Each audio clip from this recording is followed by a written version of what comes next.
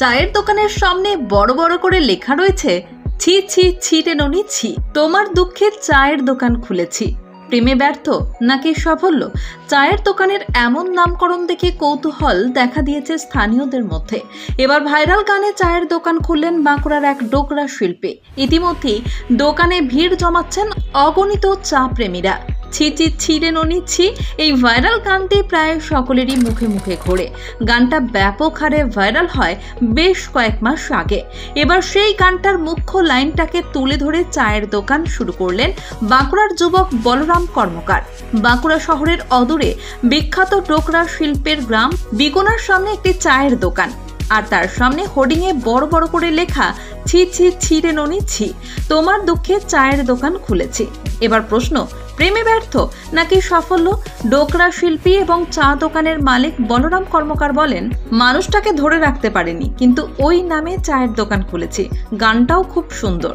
প্রত্যেকের ভিন্ন ভিন্ন মার্কেটিং স্ট্র্যাটেজি থাকে। ডোকরা শিল্পী যুবক বলরাম সেই সুযোগটাকেই কাজে লাগাতে চায় বলে জানা গিয়েছে। ভাইরাল গানের পাশাপাশি চায়ের দোকানে রয়েছে কোভিডকালীন বিখ্যাত আমরা কি চা খাবো না এই ট্যাগ লাইনটা। কে বলছে বাঙালি ব্যবসা করে না? গতানুগতিক চিন্তাভাবনা থেকে দূরে সরে গিয়ে বাঁকুড়ার যুবক দেখালেন কিভাবে একটা মৌলিক রসদ রেখে চায়ের দোকান খোলা যায়। 3 মাস হলো এই দোকানটি খুলেছেন বলরাম কর্মকার। রমরমা ভিড়, মাটির ভাড়ে 5 টাকা আর 10 টাকার চা পাওয়া যাচ্ছে। অপূর্ব সুন্দর স্বাদ সেই চায়ের। পাশেই ডোকরা শিল্প গ্রাম। বলরাম বলছেন, যারা শিল্প গ্রামে ঘুরতে আসেন এবং যারা শিল্পী রয়েছেন তারা কাগজের কাপ নয়, মাটির ভাড়ে চা পান করতে চাইতেন। আশেপাশে দোকান না থাকায় তাদেরকে অনেক দূরে যেতে হতো।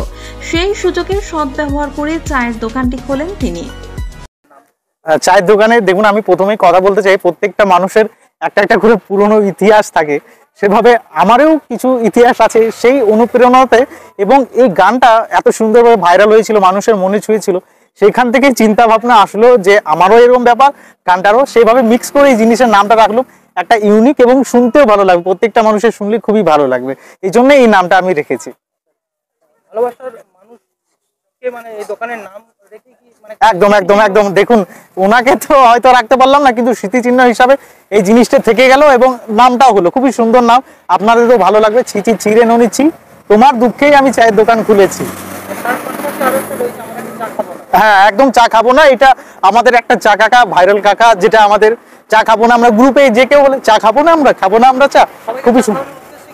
হ্যাঁ, একদম একদম সবাইকে চা খাওয়ানোর উদ্দেশ্য, এবং চা খেয়ে মানুষ যাতে আনন্দ পায়। আপনি চা তো যেখানেও খেয়ে যাবেন, আপনি যখন এই শ্লোকটা পড়বেন, আপনি এই জিনিসটা দেখবেন, আপনার মনের মধ্যে যে একটা মুখের মধ্যে হাসি, মনের মধ্যে একটা যে ভালো লাগা, এটাই আমার কাছে অনেকটা।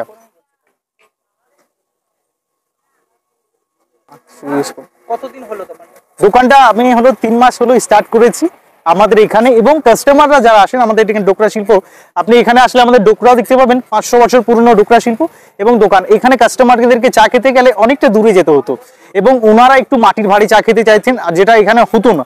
সুতরাং আমি মাটির ভাড়ে এখানে চা শুরু করেছি 5 টাকা 10 টাকায়, তাতে মানুষজন খেয়েও ভালো লাগছে এবং হেলথ দিক থেকে সব দিক থেকে ভালো থাকছে। এটাই আমার উদ্দেশ্য, মানুষকে সুস্থ রাখা, ভালো রাখা এবং চা খেয়ে যাক। তার সঙ্গে কাস্টমার খুবই ভালো হয়, খুবই ভালো হয়, এবং কাস্টমার যিনি একবার আসেন বারবার আসেন।